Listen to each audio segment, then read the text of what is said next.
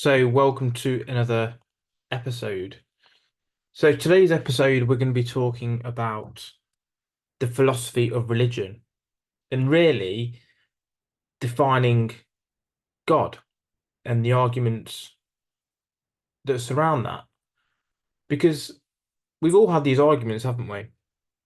Oh, God exists. Yeah, my God thinks this, my God thinks that. Um, I can't believe you don't believe in God. Yeah, I don't think that's what God means. And this episode is really to try and get to the bottom of some of those arguments because, as you can probably guess, these questions have been thought about and answered throughout history. These are common questions that we ask ourselves. These are common arguments that we have with others, and they have actually got names. So we are going to go through them. We're going to go through, let's say, the forms of religious belief. So the types of religions and belief systems that you have. We're going to look at the arguments for the existence of quote unquote God. Again, the connotations are vast. And then we're also going to look at the inverse. So, what are maybe the arguments against the existence of God? So, let's get started. So, what is the philosophy of religion then, if this is what we're discussing? Well, it's a branch that's concerned with the study of religion, the arguments over the nature or existence of a superior being, miracles, the discussions of evil, and all that forms part of that, really. Although it's mainly classed as a metaphysical discussion, there are obviously some other parts that discuss ethics and epistemology, etc., as well. So, as we said at the start, it asks questions such as, are there good reasons to think that God does or does not exist? If there is a God, what is he like and what sort of skills does he have? Let's say. What would give us a good reason to believe that a miracle has occurred?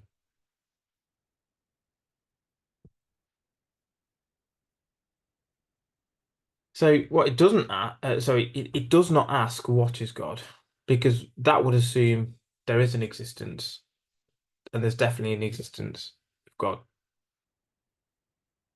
and that there is a noble nature that's involved with that, which is more to do with theology, I suppose.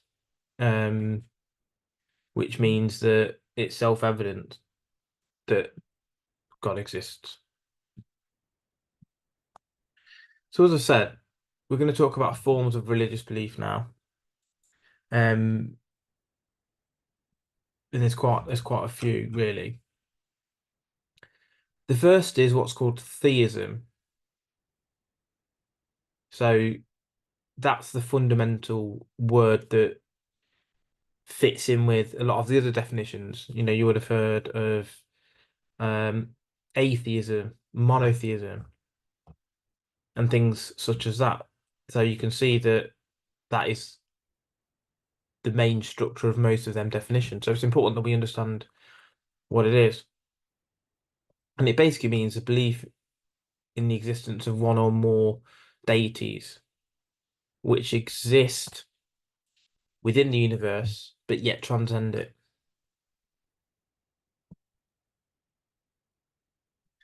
These gods will interact with the universe and are often considered omniscient, omnipotent, and omnipresent.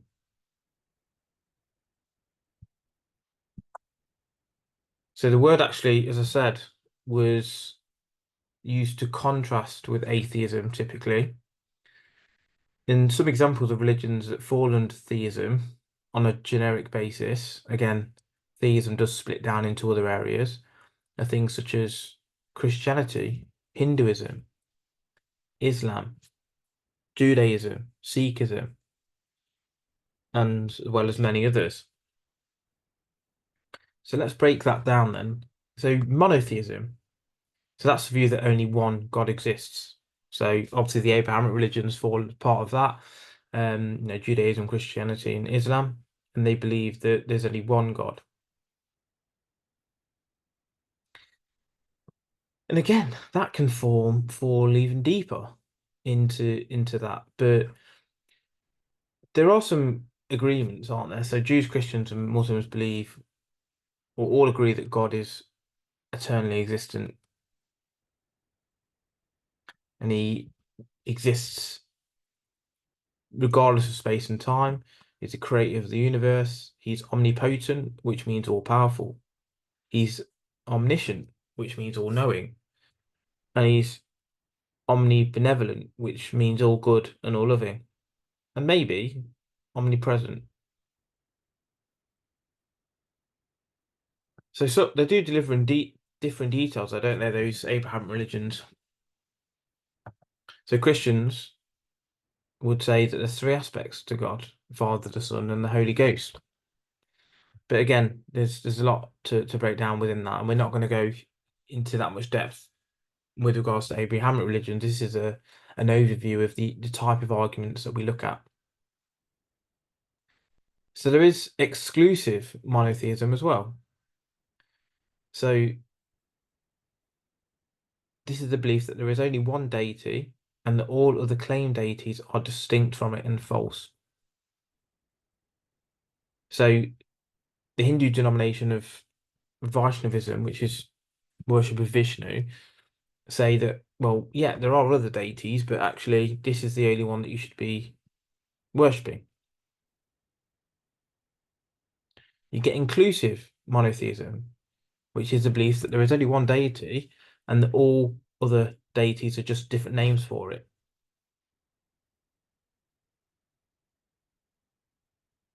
You get substance monotheism, which is a belief that many gods are just different form of the same underlying substance. So you'd probably say that potentially, although that might come under polytheistic, like Vikings, that in some respects they thought that, well, they were separate, but again, if you try to compare that to how a normal like Abrahamic religion would believe it, they would say, well, actually, yeah, all those gods are just one god, and that's just the separate parts. And the way that I think about this analogy is, if you have a business, yes, let's say Microsoft, again, well-known business, just because Microsoft is the business, it doesn't mean to say that it's not run by a finance manager, an operations manager, and certain tasks are delegated out, but it's still run by a CEO, it's still run by a business. And that's maybe something to consider in regards to an argument that is maybe for multiple gods that are maybe assistant managers to the main boss. But again, these are just obviously thoughts that are coming into my mind when I'm explaining these sorts of things. The next one is pantheism. Pantheism. So this is the belief that God is equivalent to nature or the physical universe. Everything is basically abstract versions of God. They discussed this back in ancient Greece with and Heraclitus, and it's basically saying that God is the universe. That's essentially what this means. You get something very similar to pantheism, which is panentheism, which is saying, yeah, physical universe is joined to God, but also God is greater than the universe as well. He, although he is part of, and he is everything in the universe, he is also his own boss. Yes, he is, DNA, he is the flowers, he is the plants, he is everything.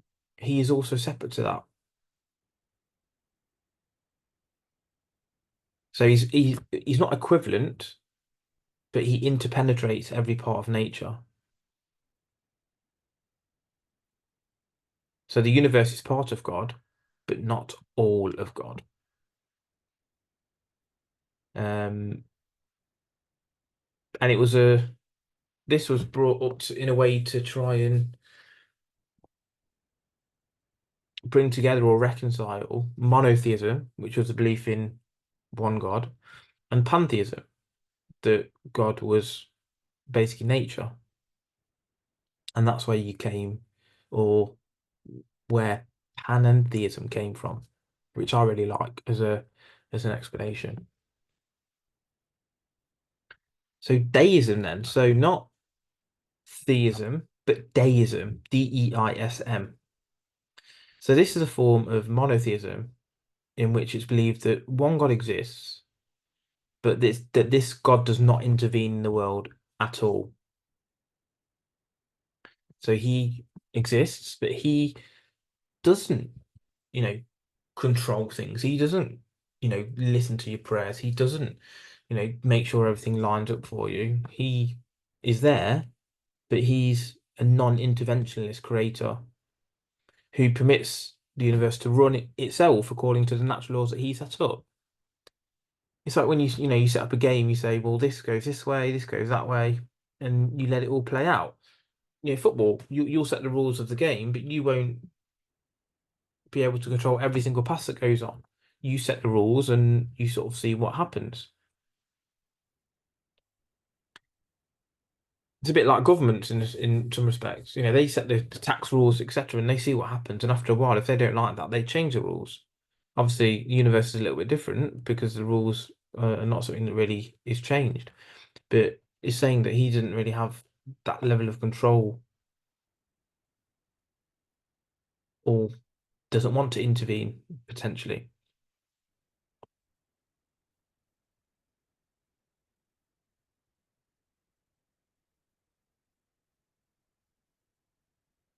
So you've got some other subsets of this. So pandeism is the belief that God preceded the universe and created it, but is now equivalent to it. You've got panentheism, which again is similar to the panentheism and pantheism, basically, but within the deism rather than theism spectrum. So panentheism is a composite of deism and panentheism, which says that while the universe is part of God, it operates according to natural mechanisms without the need for intervention. And then you've got polytheism, which is a belief that multiple gods exist, but that do not intervene with the universe. So it's a multiple god situation as opposed to one, but with the same underlying belief. There's a lot to go at already, isn't there? You can see that people say, well, you don't believe in God or I believe in God, whatever. How are you defining that? Are you comparing apples with oranges? And you're arguing your point against someone who means something completely different. So maybe it's worth defining what it is you're arguing. What's the point? Instead of going into straw man fallacy territory where you're arguing something completely different. There's a few more of these before we move on to the arguments for. The next one is misotheism or misotheism, which is a belief that God or gods exist, but they are actually evil. This was coined by Thomas de Quincey in 1846.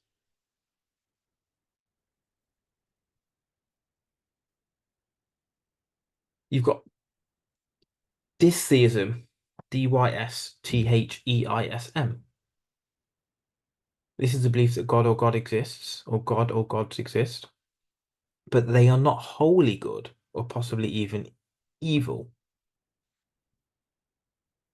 similar to the previous one. Then you've got ditheism, the belief that two equally powerful gods, often, but not always, with some level of complementary properties, such as a god or goddess, and things such as that. So mystical religions such as Gnosticism um, were within this realm, essentially. Um,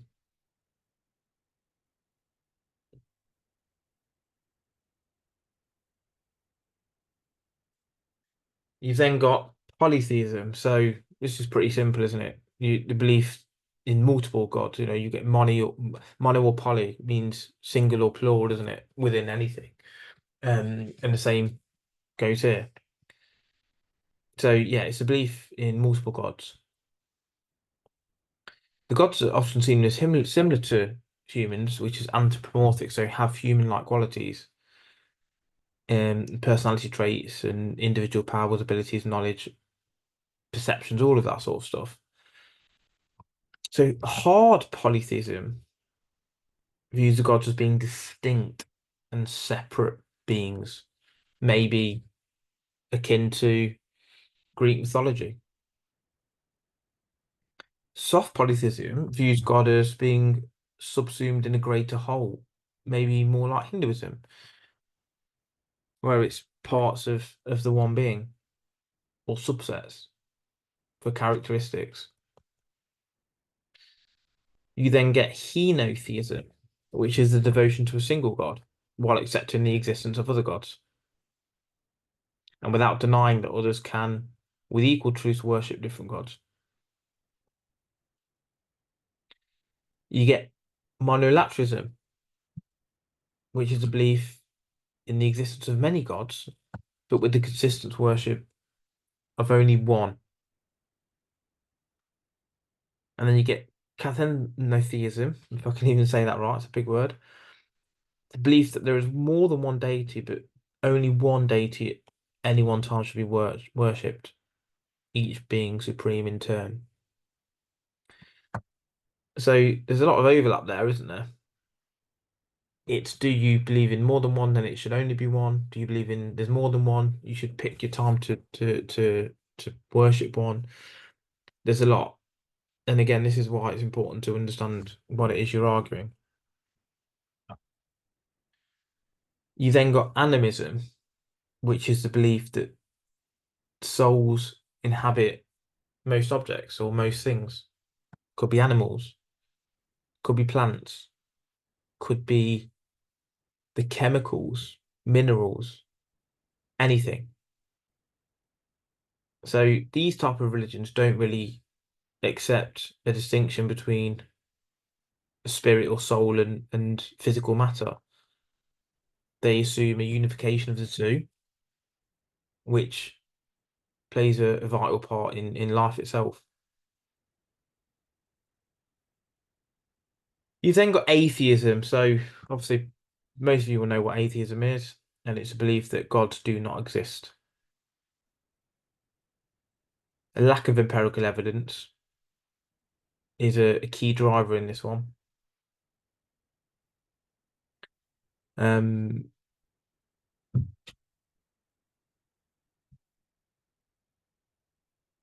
and you then also get agnosticism, which is the belief that nature or God is unknown and can never be known or proven. So they're similar. One is saying that it doesn't because of the lack of evidence, and one saying it's impossible to know. But both of them, there is no belief in anything external. And finally, you've got humanism, which is more of an ethical process as opposed to a dogma about the existence of God.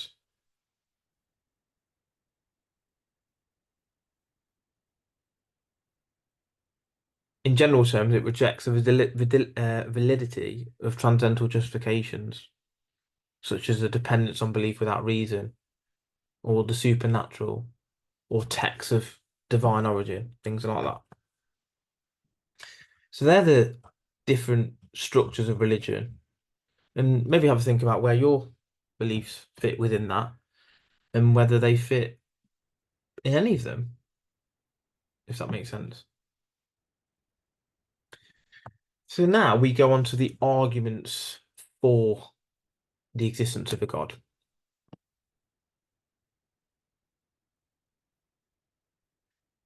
So the first one of these is what's called the ontological argument. It was proposed by Avicenna and Saint Anselm in as far back as the 11th century. And it says that, well, you can prove it without even any evidence through a priori rather, which is basically you can do that from just abstract reasoning alone. When we speak of God, is we think of him as a perfect being, where nothing bigger can be conceived, and this is where the word God comes from.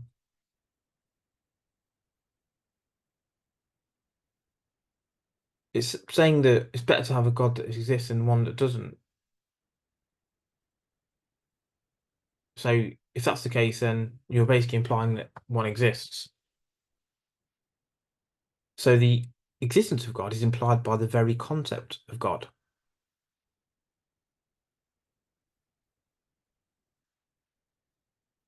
The argument's a bit ingenious, isn't it? Because it's saying that it's a bit of a linguistic trick, saying that, well, if God exists, it means that he exists, which probably not one of the strongest arguments, I must say, but it is an argument within itself. There are more, obviously, a lot more arguments here. The next one is the cosmological argument, is the argument that the existence of the world or the universe implies the existence of a being that brought it into existence and keeps it into existence. Because if we go back, if you hit a white ball into a bunch of balls in a triangle on a pool table, the balls go all over the shop and they come to a hole. But if you regress that infinitely and take those bits back, you will come back to the start with you hitting the white ball and causing the movement of each of those balls. It's a bit of a cause and effect. And therefore, there must have been the first mover. And that's, in this argument, what's defined as God. So this argument comes in two forms. You've got the modal cosmological argument, which is to do with possibility, and temporal, which is to do with time. So the modal cosmological argument is to say that it's the known as the argument for contingency, first of all, suggests that because the universe might not have existed, which means that maybe subject to chance, is contingent as opposed to necessary, we then need to some explanation of why it exists. Wherever there are maybe two possibilities, something must determine which of these possibilities is realized.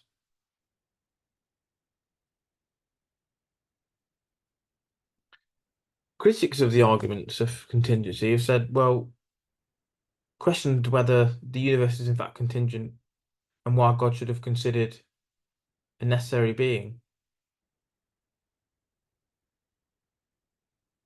Does God have a cause for this existence? Yeah. You've then got the temporal cosmological argument, known as the Kalam argument, Kalam, which proposed and argues that all indications are that there is a point in time at which the universe began to exist. We have a start date, and even science proves this. And that the beginning must either have been caused or uncaused. If we take those individually and we say, okay, let's look at the uncaused possibility first. That's absurd. How can anything be uncaused? Everything has a cause. You're here through a cause and effect. Your parents, decided to sleep together, and you're now here. Cause and effect. Nothing comes from nothing, and therefore it must have been brought into existence by something outside of it, and that's the definition or the word that we ascribe as God. So the argument rests on a somewhat controversial claim that the universe has a beginning in time, a beginning, but does not explain why there could not be more than maybe one cause, one mover within this. And maybe that could lead to several gods in that respect. So you can see there's a lot that we've gone through already with respect of arguments for God. There are a few more though.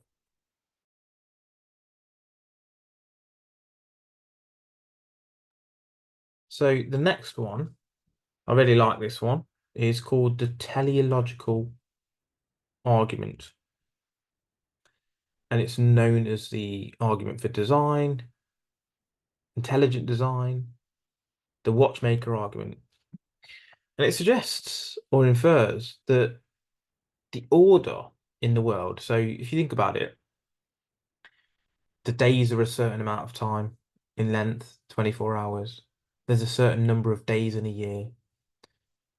The Earth moves around the sun at a certain speed, it remains constant.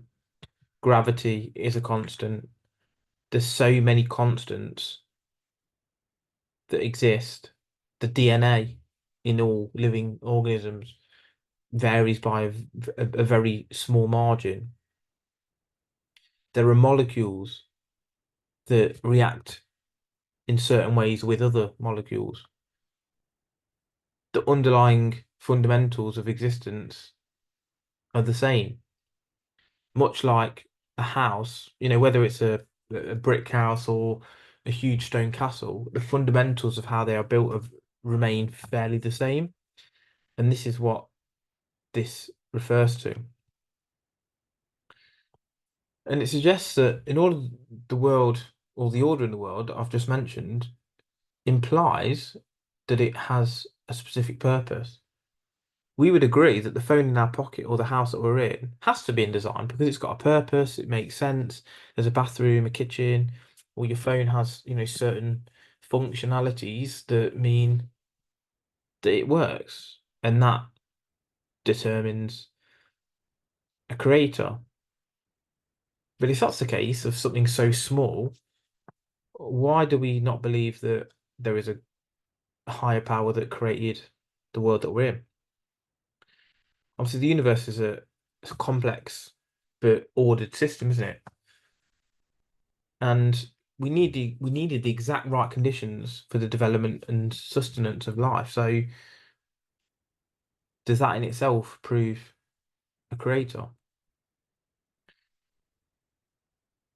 Such an ordered universe to be there by chance is unsatisfactory as an answer, according to this argument. And it was William Paley who likened it to a watch. As I said, imagine you found a watch on the beach or wherever, and you looked at it, you would assume it was designed. And that's what our universe is. Part of this is the evolutionary theory as well. Or evolutionary theory we need to discuss as part of this, because that can explain the appearance of biological design, even if not the laws of nature. So David Hume counter-argued that we know that man-made structures were designed because we have seen them being built. But how can we be sure that analogy holds? He also said that natural disaster suggests that God didn't do a very good job of designing the universe, possibly. But on that, things die. There's a cycle of life, and maybe the natural disasters, you know, who said that we had to build houses in the areas that those natural disasters happened? That's maybe part of the process. You have seasons. Maybe the Earth has its own development, and obviously it's killed humans, but God didn't, ask us to, let's say, build houses and get killed there. Um, so it's like the captain of the ship example from Voltaire. Don't know if this maybe is the best place to say this, but it's important.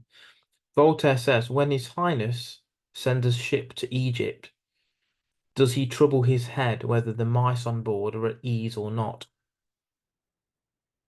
So imagine on a boat, the rats at the bottom of the ship. As the captain of the ship or God, do you care that the rats are living in a shithole? It's up to them to fix it, and that's what this comes down to. We've got a few more arguments before we look at the arguments against or the problems with evil. So we've got the moral argument. The moral argument argues that the existence of nature, of morality, basically, so the fact that we have morals implies the existence of God. You've got a distinguished moral argument, you've got a formal moral argument, you've got a perfectionist moral argument, Kantian as well.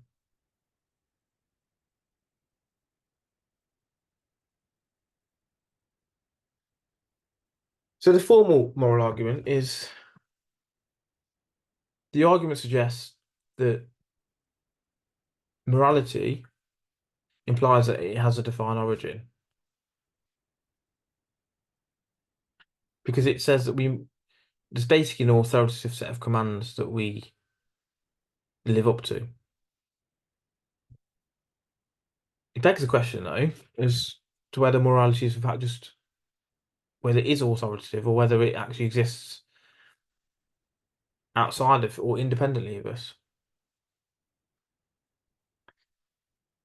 You then have the perfectionist moral argument, which is the argument suggests that morality requires perfection of us,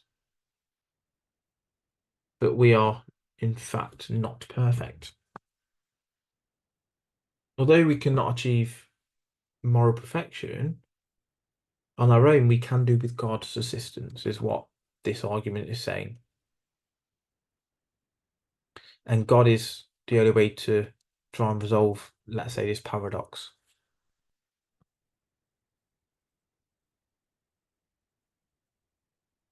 You've then got the Kantian moral argument, which is by Immanuel Kant, that moral behavior is just rational and we should have good reason to behave morally. We can see immoral behavior and it does profit more than moral behavior sometimes, and that life isn't fair, is what Kant says. And argued that moral behavior will only be rational if there is more than just this life. And if justice is administered maybe in the next.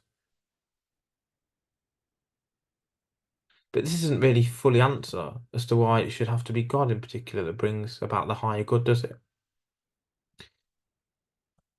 So a couple of more. So religious experience argument speaks for itself, I suppose. There's only one that one can only perceive that which exists by experiencing it. As many people have testified to have had such experience, and this indirectly leads to God's existence. People will say, "Oh, I experienced him; he must exist," and that's what this is. But some people argue that these religious experiences just involve imagination rather than perception, and you can maybe fabricate artificial experiences of God. Which I mean, that's a pretty standard understanding anyway, isn't it? You've then got the miracles-based argument. The argument for or from miracles argues that the occurrence of miracles presupposes the existence of someone supernatural. I mean, if we look at the Bible, you have Jesus being born by the Virgin Mary, Ten Commandments Jesus walking on water. You have the burning bush. You have the water being split for Moses. You have Jesus rising from the dead. You have stories like David and Goliath, water turning into wine, feeding the 5,000 or however many it was with the bread and water turning to fish and wine or whatever.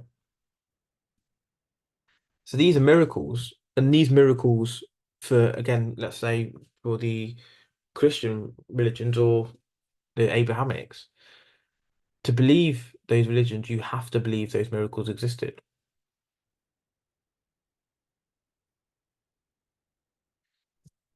According to David Hume, no matter how strong the evidence for a miracle may be, it will always be more rational to reject the miracle than to believe it. So Pascal's wager. So Pascal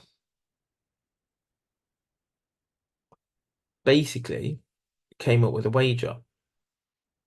He's a very smart mathematician, by the way. Um, believe he was involved in Pascal's triangle. Um, and he says that it's better to believe in God than to not believe in God mathematically.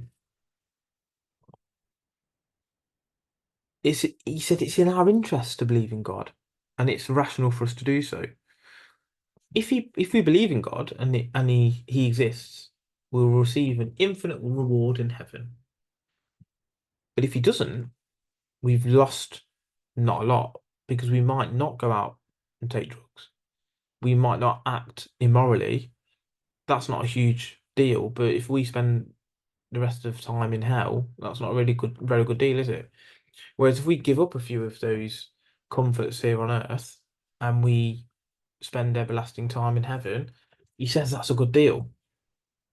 It's either receiving an infinite reward in heaven or losing little or nothing, which is clearly preferable according to Blaise Pascal. But this only works if you believe in maybe Christianity and that type of thing for heaven and hell and how that works. Because if that doesn't work, then or you don't believe in that, the Pascal's wager doesn't work. So we've been through the arguments for God. What we're going to do is maybe look now at the arguments against, or what we call the problem of evil. This will be you'll know these straight away because this will be something that's at the forefront of your mind. So the logical problem of evil is considered probably the most formidable objections to the existence of God, and it was identified by Epicurus, who noted there were four possibilities, and we really need to understand these. If God wishes to take away evils and is not able to, so he could if he wanted to, but he cannot, then he is feeble. Okay.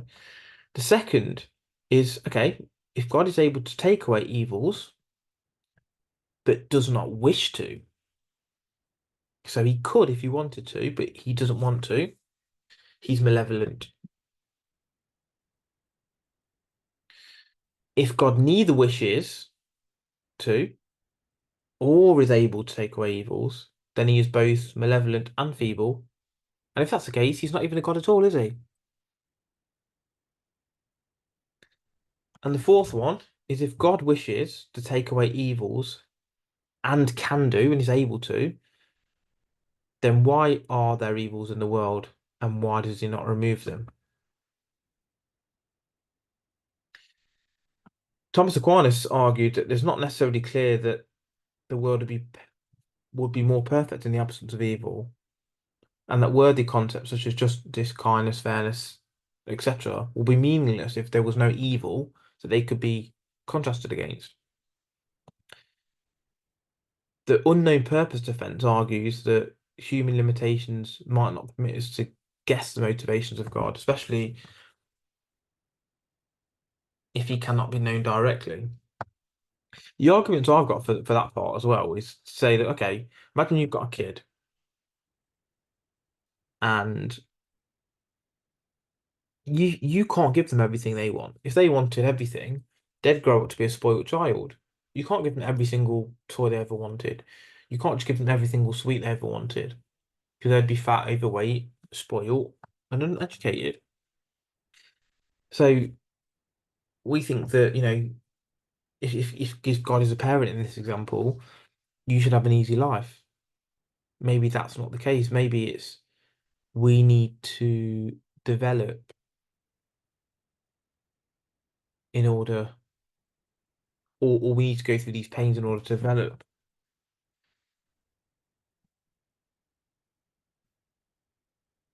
The empirical problem of evil, formulated by Hume, argues that if people did not have commitment to believe the contrary, so religious, their experience of the world and its evils would leave them to atheism anyway. And the conclusion that a God who is all good and powerful cannot be the case. The probabilistic argument of evil argues that that the very existence of evil is evidence that no God exists at all. Okay. You've then got the Odyssey, which is a specific branch of theology and philosophy that attempts to reconcile the existence of evil and suffering with the belief in an omniscient, omnipresent, benevolent God. It accepts that evil exists and that God is both good and able to remove them, and then seeks to explain why he does not do so. Leibniz made the optimistic claim that the world is optimal amongst all worlds and that it must be the best and most balanced world simply because created by a perfect God. So this is the free will defense, isn't it?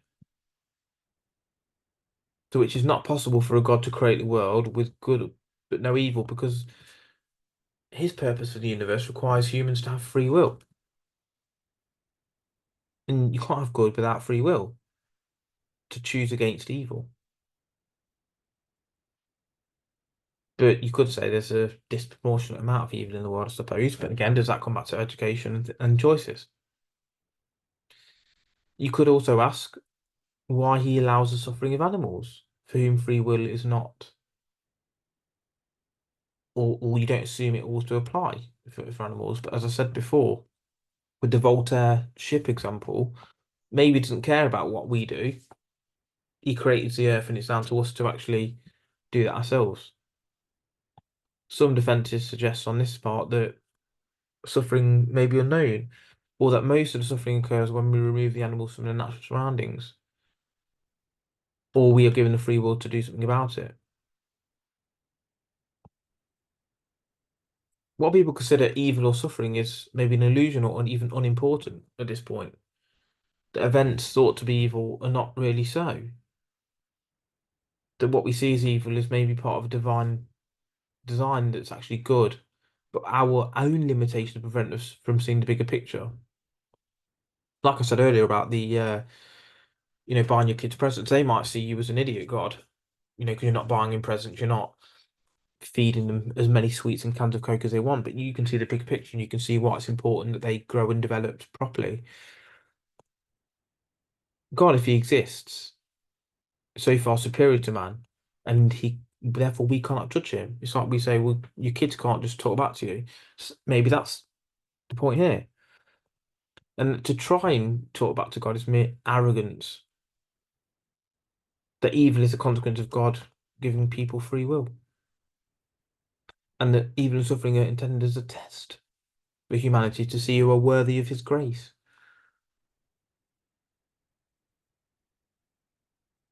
So you can see that there's a lot to think about. It could be even here that the evil is the devil in opposition to God. As with everything, you need a yin and a yang. The right bird or the right wing and the left wing are still part of the same bird, but that's maybe what the universe is. You can't have light without dark and all of that jazz. So they're the arguments against. So we've gone through a lot today, and it's probably worthwhile going back and re-listening to this, um, on the basis that there's a lot of similar terminologies, and maybe some of the concepts are a bit abstract that you need to go back and listen. Just a quick one. If you're happy with the content, please put a comment saying keep up the good work, something like that. If you're unhappy with the content, or you want to make a recommendation or suggestion, again, feel free, and please put that in the comments as well. Um, but yeah, thanks again for listening to another show.